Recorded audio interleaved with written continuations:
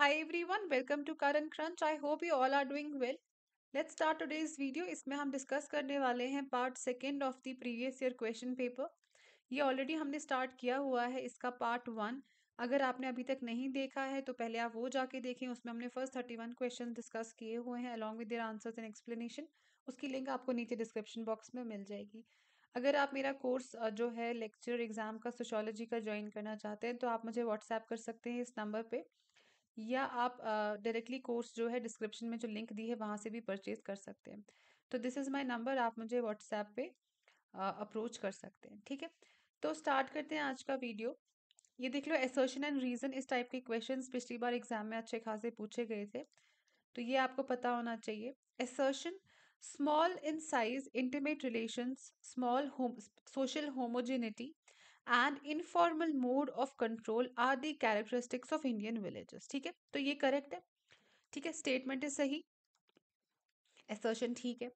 तो यूजुअली जो Indian villages हैं, आपकी ट्रेडिशनल सोसाइटीज़ हैं, रूरल एरिया, अग्रेरियन सोसाइटीज़, ठीक है, आपकी पुरानी ओल्डर सोसाइटीज़, उनको हम हमेशा इन्हीं चीज़ों से रिलेट करते हैं कि वो स्मॉल इन साइज होंगी, रिलेशंस इंटीमेट होंगे. ऑल्दो आजकल के जो विलेजेस हैं they are now changing because now they are under the influence of urbanisation. लेकिन जब भी आप ये सारे कैरेक्टरिस्टिक फीचर्स देखोगे तो ये आप हमेशा रिलेट करोगे इंडियन विलेजेस से, या ट्रेडिशनल सोसाइटीज से, ठीक है, या रूरल सोसाइटीज से. And caste is inseparable from caste identity, caste patriotism and casteism. देखो, यहाँ पे आपको तीन कीवर्ड्स मिलेंगे: caste identity, caste patriotism and casteism. तो कास्ट आइडेंटिटी क्या होता है कि you are aware of your caste, आपको पता है कि आप फॉलोइंग कास्ट को बिलोंग करते हो and you are aware of the fact. Caste patriotism क्या होता है कि आपकी स्ट्रॉन्ग इंक्लिनेशन होती है टुवर्ड्स योर कास्ट, आपको अपने इंटरेस्ट का पूरा ध्यान है, आपकी लॉयल्टी है towards your caste. Caste identity में you are just aware of the caste, ठीक है, इट्स अ न्यूट्रल टर्म.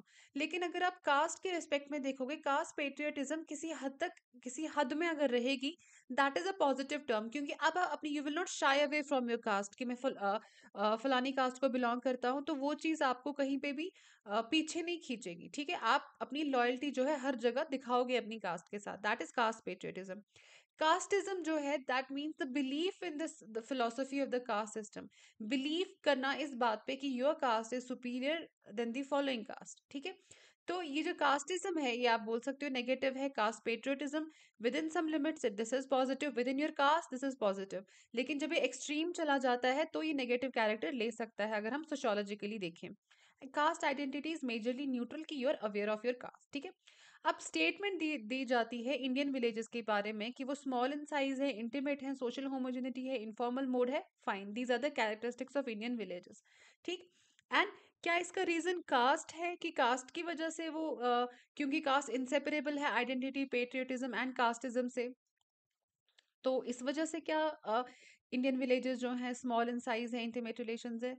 इन दो सेंटेंसेस के बीच में असर्शन रीजन वाला रिलेशन डेवलप नहीं हो पाता है, तो कोई डायरेक्ट ऐसा कोरिलेशन नहीं है. तो लेकिन ये बात आपको यहाँ पे देखनी होगी, असर्शन वाली स्टेटमेंट भी सही है. एंड कास्ट जो है कहीं ना कहीं इनसेपरेबल रहता है अपनी आइडेंटिटी, पेट्रियटिज्म एंड इस फिलोसफी ऑफ कास्ट सिस्टम से.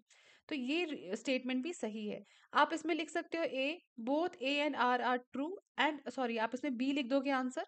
Both A and R true but R is not the correct explanation of A. ठीक है, आगे चलते हैं. Epicanthic fold is the unique physical character appears among the. तो इनमें से किस रेस के साथ ये हम इसको रिलेट करते हैं? एपिसेंथिक फोल्ड होता है वो हुडेड आईज. अगर आप नेट पे भी सर्च करोगे एंड इमेजेस देखोगे, वो जो आपकी जो आईलेट है वो ड्रूपी आईलेट्स टाइप के होते हैं, एंड वो होते हैं आपके मंगोलाइड रेस को बिलोंग करते हैं. ठीक है, अगेन असर्शन रीजन वाला. High yielding variety seeds did not encourage agriculture. ठीक, and reason, globalisation has shown immense impact on agriculture in India. R is true. High yield variety, वो वाली variety of seeds जिससे आपकी yield जो है वो increase हो जाती है. आप मॉडिफाइड सीड्स जो है, जेनेटिकली मॉडिफाइड सीड्स बनाते हो, बाद में उससे अपनी यील्ड जो है एग्रीकल्चर की जो खेती है उसको एग्रीकल्चर का जो प्रोड्यूस है उसको आप इंक्रीज कर देते हो, ठीक है। तो यहाँ पे लिखा है हाई यील्ड वैरायटी से आपका एग्रीकल्चर एनकरेज नहीं हुआ। तो इन अगर आपको इसका आंसर डायरेक्ट नहीं पता है, आपने कहीं भी नहीं पढ़ा है, आप इसको बाय लॉजिक सॉल्व कर सकते हो कि जब आपकी हाई यील्ड वैरायटी आ गई है सीड्स, तो क्या ये एग्रीकल्चर को प्रमोट और एनकरेज नहीं करेगा? This is wrong. तो answer would be A is false but R is true, क्योंकि ग्लोबलाइजेशन से एग्रीकल्चर पे इम्पैक्ट पड़ा है। अब हमें वहां के सीड्स जो है उनके बारे में पता चला, जो फॉरेन कंट्रीज की प्रैक्टिसेस हैं हमें वो यहाँ पे एग्रीकल्चर के बारे में पता चलती हैं, ठीक है। एंड वहाँ पे कौन से पेस्टिसाइड्स वगैरह यूज होते हैं वो यहाँ पे हम इंपोर्ट करा सकते हैं। तो ग्लोबलाइजेशन से इम्पैक्ट पड़ेगा, तो R would be correct. Answer would be A is false but R is true. Who among the following has extensively studied Nagas? तो नागाज को किसने एक्सटेंसिवली स्टडी किया है? वो किया है J.H. हुटॉन ने। इन्होंने नागाज को नागाज जो ट्राइब है उनके बारे में काफी ज्यादा एक्सटेंसिव रिसर्च एंड स्टडीज की हैं। एंड दो इंपॉर्टेंट वर्ड्स इन्होंने यूज किए थे नागाज के लिए, एक है अंगमी नागाज एंड एक है सेमा नागाज। तो आंसर वुड बी बी। 36 देखते हैं assertion. In India, the sense of alienation is increasing among Dalits, and reason atrocities against Dalits have considerably increased in recent time. ठीक है।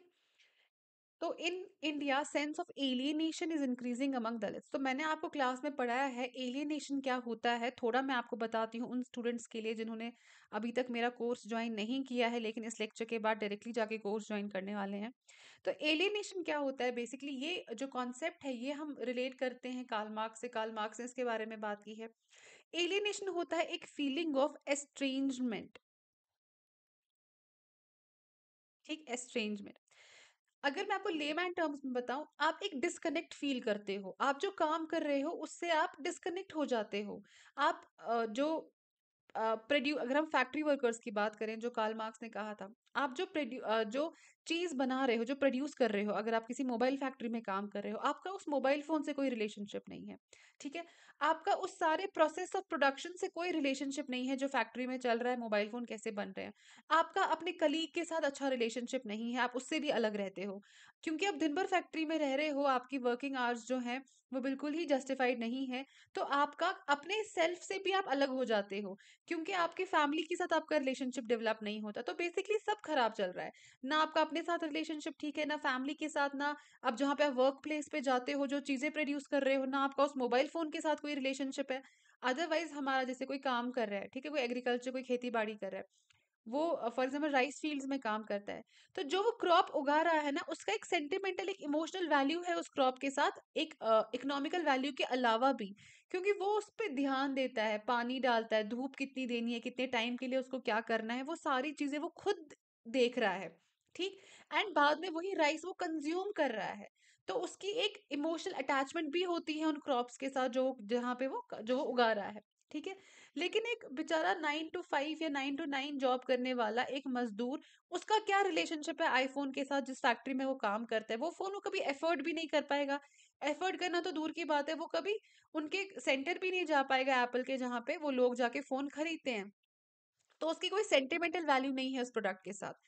तो जब आप ऐसे प्रोसेस में आते हो जहाँ पे ना आपका प्रोडक्ट के साथ कोई रिलेशनशिप है, आपका काम ऐसा है कि आपको कलीग से बात करने की फुर्सत नहीं है, आपको कलीग्स के साथ कोई रिलेशनशिप नहीं है, ठीक है, आपका इस सारे प्रोसेस के साथ कोई रिलेशनशिप नहीं है, तो आपके अंदर एक एस्ट्रेंजमेंट वाली फीलिंग आती है जिसको हम बोलते हैं alienation.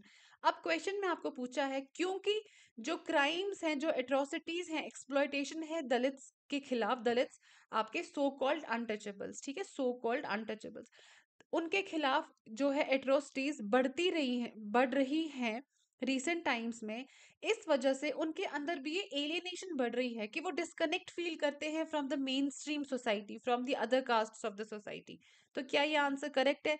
Answer is correct. Answer would be A. Both assertion and reason are true and R is the correct explanation of A. The most important right to be conducted in Hindu marriages. तो सबसे important ritual जो Hindu marriages में होता है वो क्या है, ये आपको पूछा है। ये हमने फैमिली मैरिज किनशिप चैप्टर पढ़ा हुआ है, मैंने आपको डिटेल में उसके नोट्स भी दिए हैं, वीडियोस भी हुए हैं। तो this at least my student should be able to answer. पानी ग्रहण, मंगलसूत्र, सप्तपदी एंड उपनयन। इसमें से जो उपनयन है वो डायरेक्टली मैरिज से रिलेटेड नहीं है। मंगलसूत्र जो आप मंगलसूत्र पहनाते हैं अपनी वाइफ को। सप्तपदी 7 फेरे, 7 फेरे, दैट इज वो 7 सर्कल जो आप उस सेक्रेड फायर के अगेंस्ट करते हो। पानी ग्रहण इस जो आप एक दूसरे के ऊपर हाथ रख के उसके ऊपर जो कलश रखते हो, उस प्रैक्टिस को पानी ग्रहण कहा जाता है।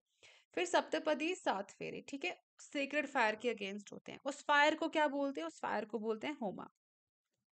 ठीक। तो कौन से रिचुअल के देखो, इंपॉर्टेंट पानी ग्रहण भी है, मंगलसूत्र भी है, सप्तपदी भी है, लेकिन किस रिचुअल के बिना जो हिंदू मैरिजेस हैं वो वैलिड नहीं होंगी, आपको वो इसमें देखना है। द मोस्ट इंपॉर्टेंट राइट वो होता है सप्तपदी, दैट इज योर 7 फेरे। ठीक है। अब उपनयन सेरेमनी क्या है, यहाँ पे थोड़ा आपको कुछ चीजें और देखनी होंगी।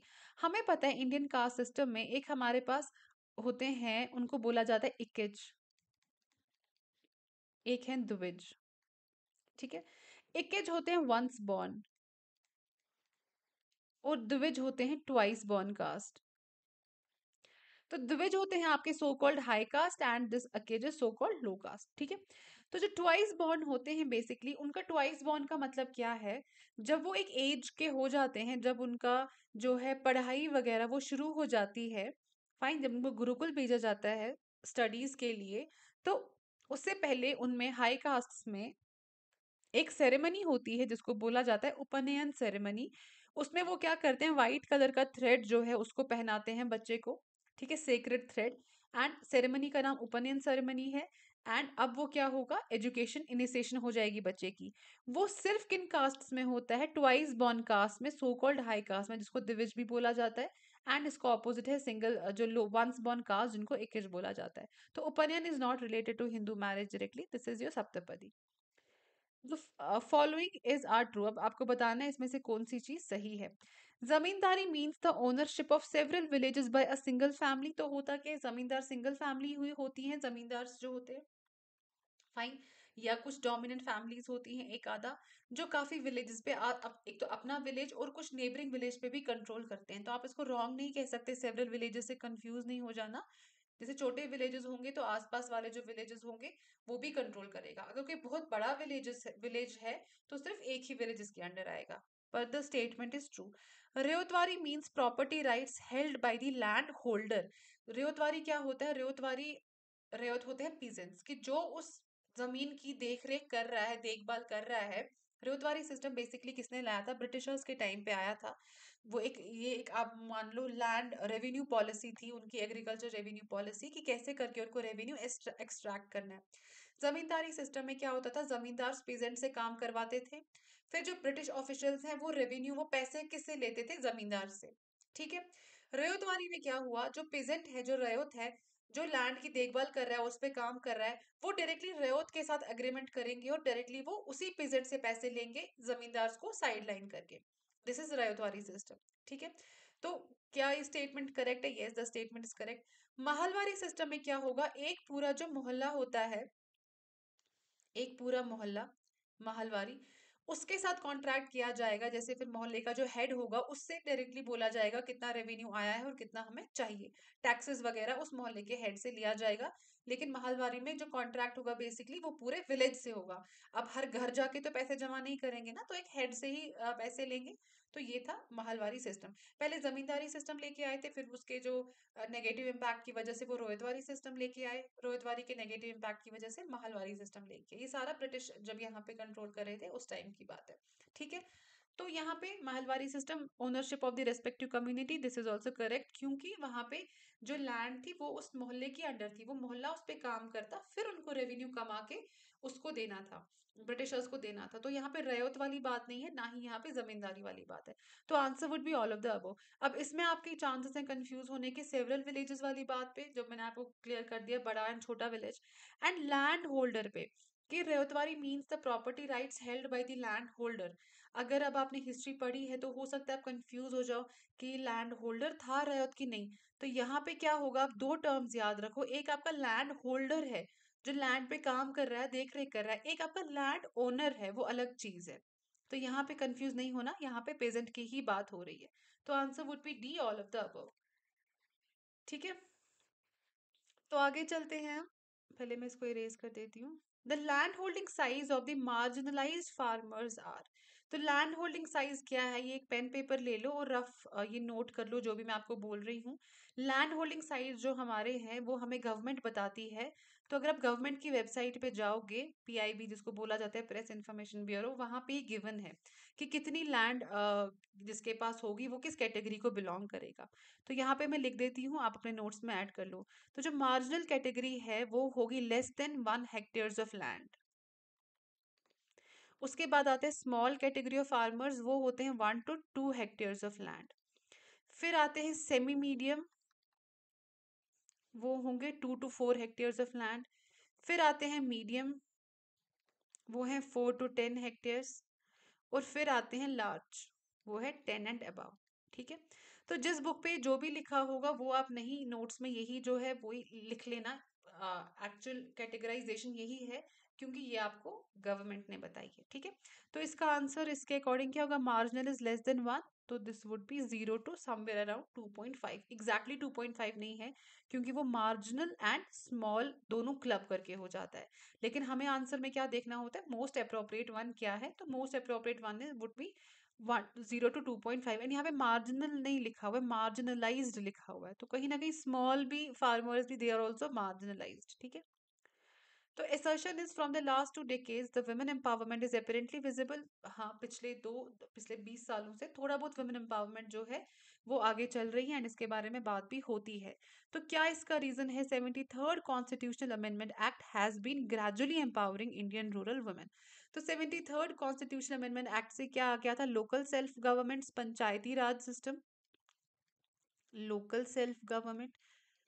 तो क्या हम बोल सकते हैं 73rd कॉन्स्टिट्यूशनल अमेंडमेंट से क्या हो गया, ग्रेजुअली जो एम्पावर कर रहा है इंडियन वुमेन को, इस वजह से पिछले 20 सालों में वुमेन एम्पावरमेंट जो है ये विजिबल है। तो दिस वुड बी करेक्ट। तो इसमें A and B both are true.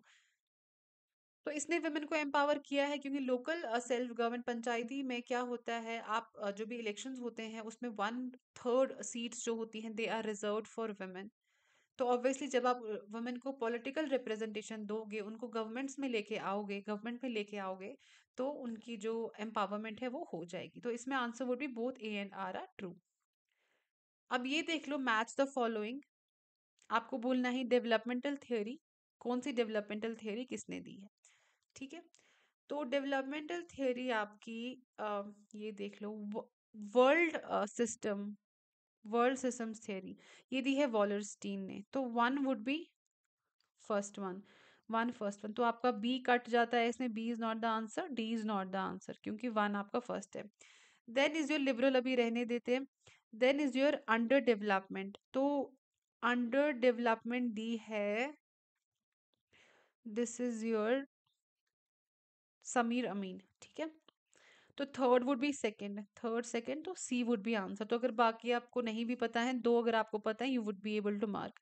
Centre periphery या कोर पेरिफेरी भी इसको दिया जाता है, ये दिए है ऑन्ड्रे फ्रैंक ने। एंड लिबरलिज्म बाद में वो मैक्स वेबर के लिए ही बचेगा। अब देखो है क्या बेसिकली, ये जो वर्ल्ड सिस्टम्स थ्योरी है वॉलस्टीन ने दी है, इसने क्या किया, इसने बोला कि वर्ल्ड को कैसे डिवाइड किया। एक आपकी कोर कंट्रीज है, एक आपकी सेमी पेरिफेरी कंट्रीज हैं, एंड एक आपकी पेरिफेरी कंट्रीज हैं। ठीक है। तो जो कोर कंट्रीज हैं ये आपकी मॉडर्न वेस्टर्नाइज नेशंस हैं, सेमी पेरिफेरी हैं मिडिल इनकम कंट्रीज। ठीक है, ठीक ठाक average second world countries, and peripheries में बेचारी वो गई गुजरी वाली कंट्रीज। तो पेरिफेरी से क्या होता है, थर्ड वर्ल्ड कंट्री से, अंडर डेवलप्ड वर्ल्ड से जो cheap labour and raw materials हैं वो कोर कंट्रीज में जाते हैं। फिर कोर कंट्री क्या करती है, उन पे काम करती है, एंड यहाँ से लेबर आ रहा है, यहाँ जा रहा है, एंड वो प्रॉफिट कहाँ से कमा रही हैं, पेरिफेरी कंट्री से एंड सेमी पेरिफेरी कंट्री से, यहाँ से उनको क्या मिल रहा है, प्रॉफिट। तो ये एक वर्ल्ड सिस्टम थ्योरी, हम इसको पढ़ना है हमें डिटेल में, सोशियोलॉजी में बैच में मैं आपको पढ़ाऊंगी, ये वॉलरस्टीन ने दी थी। ठीक है। फिर आपकी अंडर डेवलपमेंट थ्योरी जो है वो भी इसी लाइन पे थी, कि इसमें भी कहा था एक पेरिफेरी वर्ल्ड होता है जो इम्पोवरिस्ड हो गया है, दैट मीन्स वो गया गुजरा हो गया है, क्योंकि उनको इंटीग्रेट किया गया है ग्लोबल मार्केट में, जहां पे they are force to export the raw materials. ठीक है, मैं यहाँ पे थोड़ा आपको बता देती हूँ।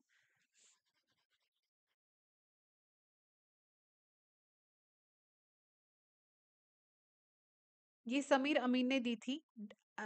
इसका एक्चुअली पूरा नाम है development of the under developed.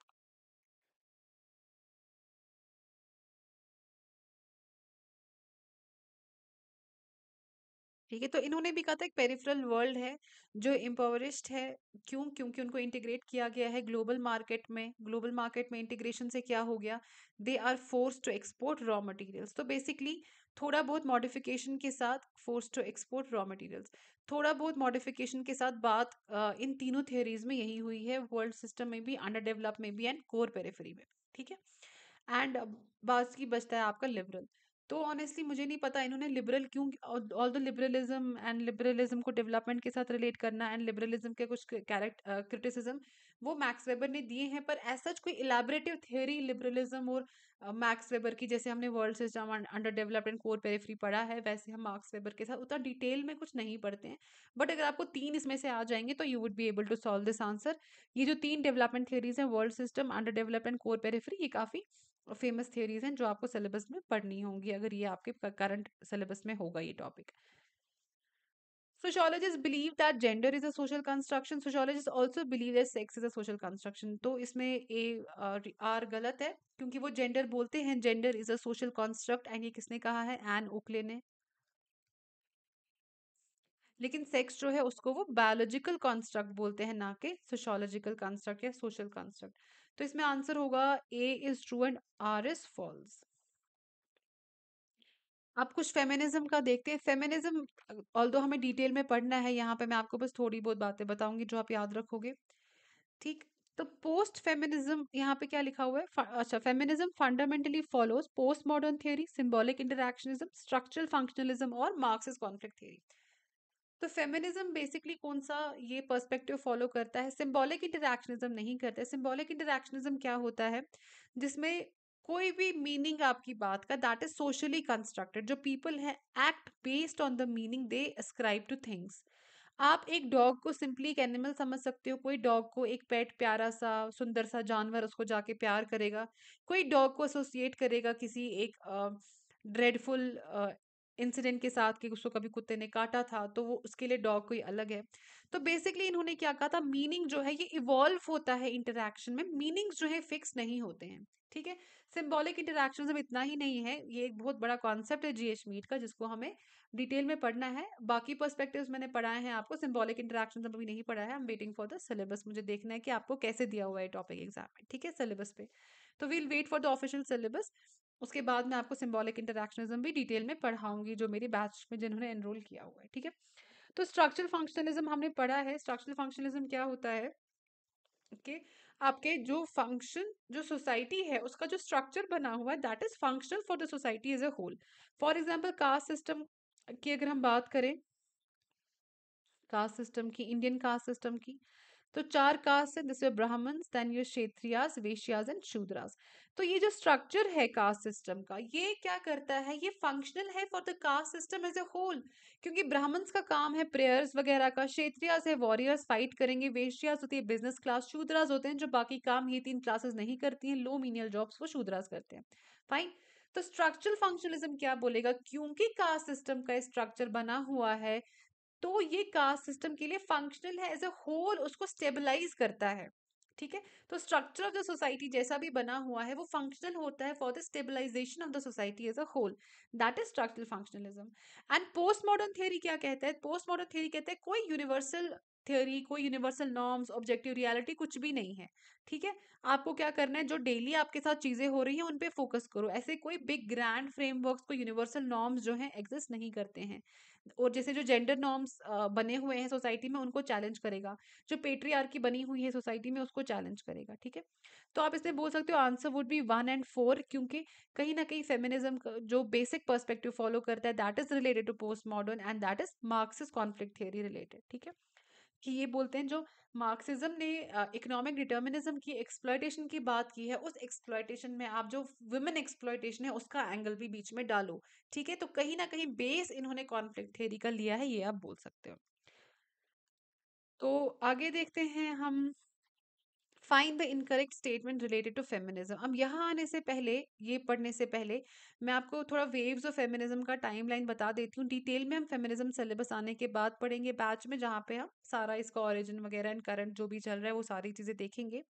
लेकिन यहाँ पे अब मैं आपको थोड़ा बहुत बता देती हूँ, जो आप लिख लो अपने नोट्स पे। First wave of feminism, second, third and fourth. ठीक है, मैं आपको इसका टाइमलाइन बताती हूँ। फर्स्ट वेव का है mid 19th century to 1920s। तो मिड 19th सेंचुरी कहाँ से होगा? 1850 से। ये चीज आपको पता है ना, 19th सेंचुरी कौन सी होती है? जो 1800 वाले ईयर्स हैं। ये जो पहले दो डिजिट हैं इसको +1 कर देना, that is equal to 19, that would be 19th century. तो 2025 में हम हैं, तो ये कौन सी सेंचुरी है? पहले दो डिजिट्स को +1 कर दो, तो ये हमारी 21वीं सदी चल रही है, 21st सेंचुरी। तो मिड 19 टू 1920।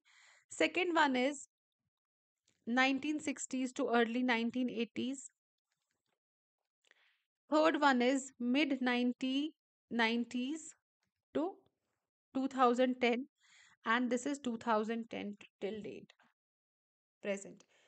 तो अब इन्होंने आंसर्स भी, इसके ऑप्शंस काफी अजीब से फॉर्मुलेट किए हुए हैं। ये जरूरी नहीं इसमें से एक गलत हो, इसको हम सबको सही भी बोल सकते हैं। तो फर्स्ट वन इज 19 टू रफली 20, इसको हम करेक्ट चलो बोल सकते हैं। Second wave is 1960s to 1980s, this is also correct. Third wave is late 1980s to early 2000s, and this is 2000, this is fourth wave 2000 to till date. तो C को आप इन अ वे गलत बोल सकते हो बाकियों के कंपैरिजन में, अदरवाइज सी भी उतना गलत नहीं है। बाकियों के कंपैरिजन में you can write C as an answer. ठीक है, तो फर्स्ट वेव ऑफ फेमिनिज्म में क्या हुआ था, इसमें किस चीज को इन्होंने सामने लेके आए थे? तो इसमें बात हुई थी लीगल इनइक्वालिटीज की। लीगल इनइक्वालिटीज, जिसको बोला जाता है विमेन्स सफरेज, SUFFRAGE। तो लीगल इनइक्वालिटीज का क्या मतलब हुआ? Women were not given right to vote. ठीक है, उस चीज को यहाँ पे पॉइंट आउट किया। सेकेंड वेव ऑफ फेमिनिज्म में किसको पॉइंट आउट किया था? कल्चरल इनइक्वालिटीज को, जेंडर नॉर्म्स को एंड वुमेन रोल को, कि लड़कियों को, औरतों को यही एक काम करना होगा, यही उनके लिए फिक्स्ड है। इन सब चीजों को चैलेंज किया था सेकेंड वेव ऑफ फेमिनिज्म में। Third wave of feminism was related to body positivity,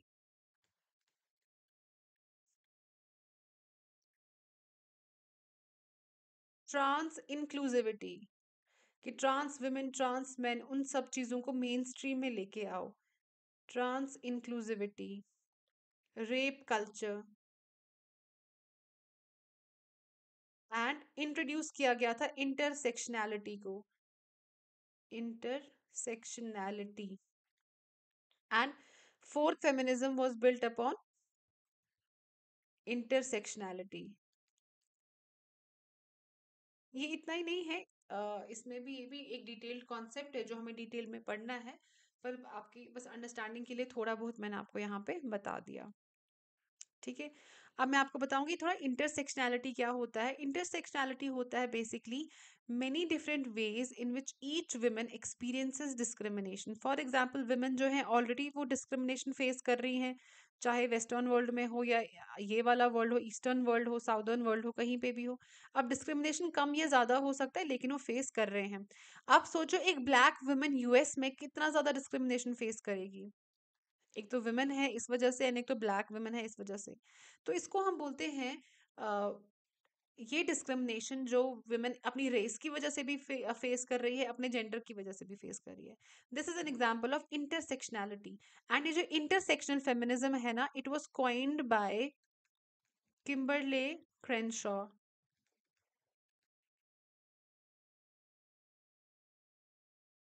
इन 1989। ठीक है, एंड ये जो मैंने आपको डिस्क्रिमिनेशन की एग्जांपल बताई, कि जो स्ट्रगल जो वुमेन ऑफ कलर फेस करेगी, this is called white feminism.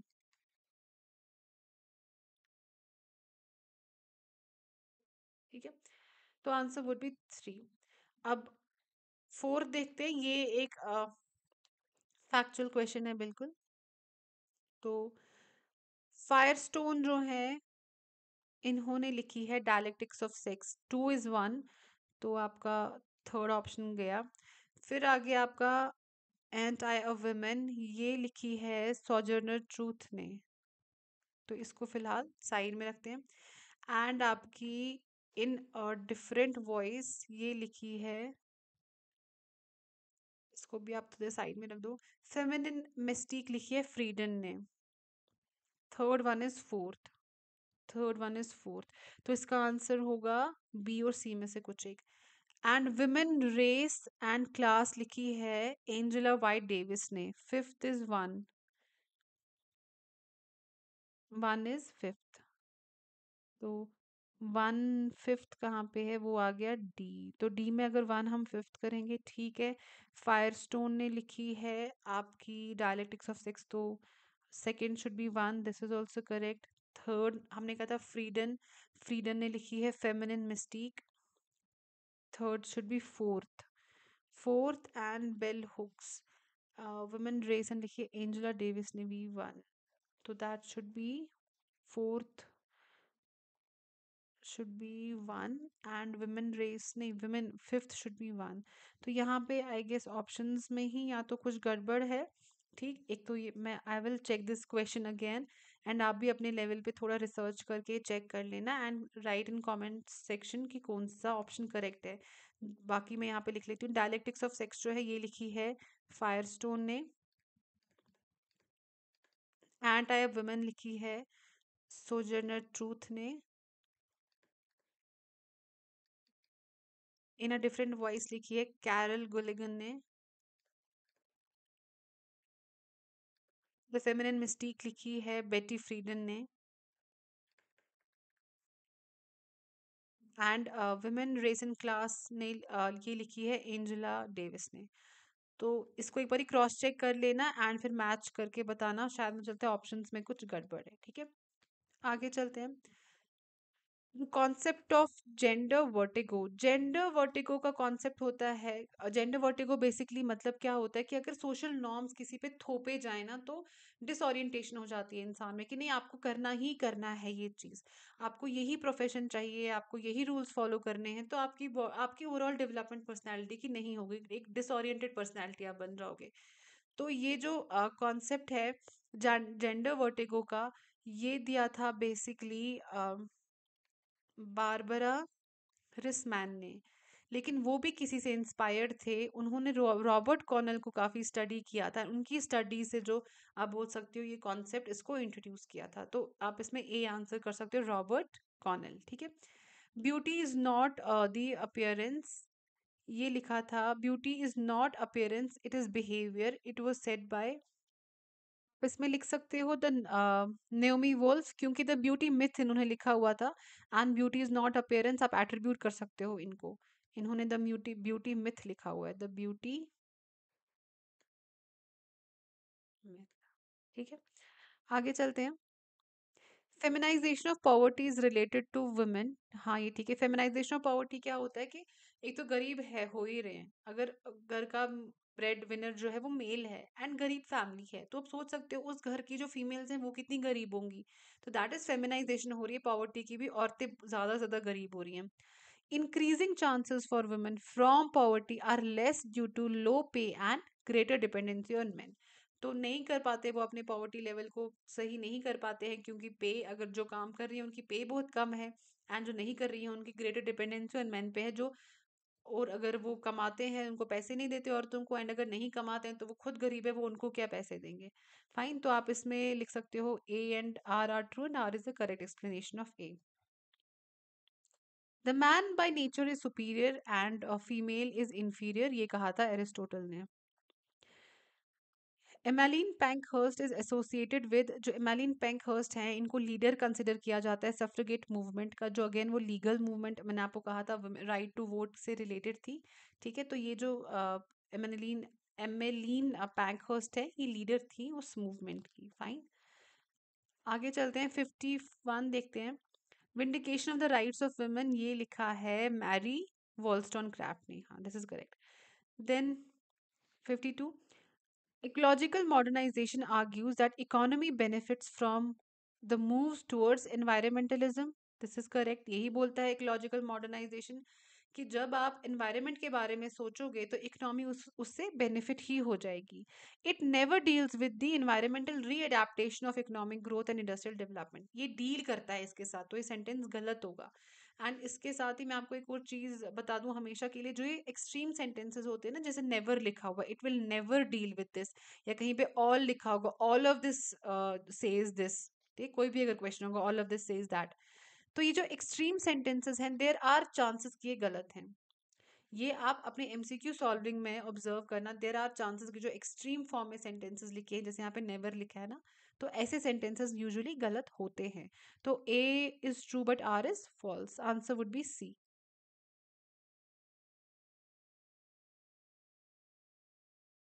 सी, ठीक है। The very first root of environmental movement in India lies in, basically कहाँ से हुआ है? The answer is A, Dasholi Gram Swarajya Sabha संघ। जो बाकी इन्होंने बनाई हुई हैं समितिज, या तो ये काफी लोकल लेवल पे हैं, या कहीं पे ये समिति कोई कुछ खास एग्जिस्ट भी नहीं करती है, तो इसका answer most appropriate will be Dasholi Gram Swarajya Sabha. आगे देखते हैं।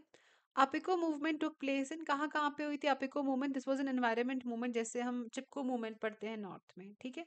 तो कर्नाटका में स्टार्ट हुई थी 1983 में, देन ये ईस्टर्न तमिलनाडु, गोवा वगैरह, बेसिकली वेस्टर्न घाट वाला एरिया, वहाँ पे जो है फिर स्प्रेड हो गई। तो फिफ्थ मध्य प्रदेश में नहीं हुई थी। आप इसको फिफ्थ को डायरेक्टली रूल आउट कर सकते हो, तो answer would be C. The Indian Council of Forest Research and Education is located in, this is located in Dehradun. HEP stands for, it stands for Human Exemptionalism Paradigm.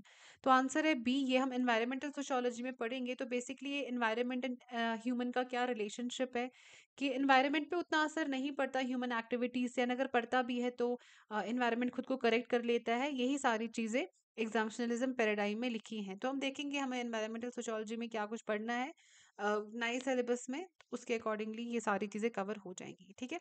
तो I hope कि आपको अभी तक जो सारी चीज़ें मैंने पढ़ाई वो समझ में आई होंगी। अगर कोई भी डाउट होगा तो आप मुझे इस नंबर पे व्हाट्सएप कर सकते हो। मेरे कोर्स के रिगार्डिंग अगर कोई भी डाउट होगा, डिस्क्रिप्शन में लिंक दी हुई है, वहाँ से जाके कोर्स परचेज कर सकते हो, या मुझे मैसेज करके पूछो कोर्स कैसे परचेज करना है। इसमें आपको कंप्लीट क्लासेस मिलेंगी, पीडीएफ्स भी मिलेंगे, एंड आपको इसमें टेस्ट सीरीज भी मिलेगी, ठीक है। So till the time you get a new video, bye bye, take care, have a great day.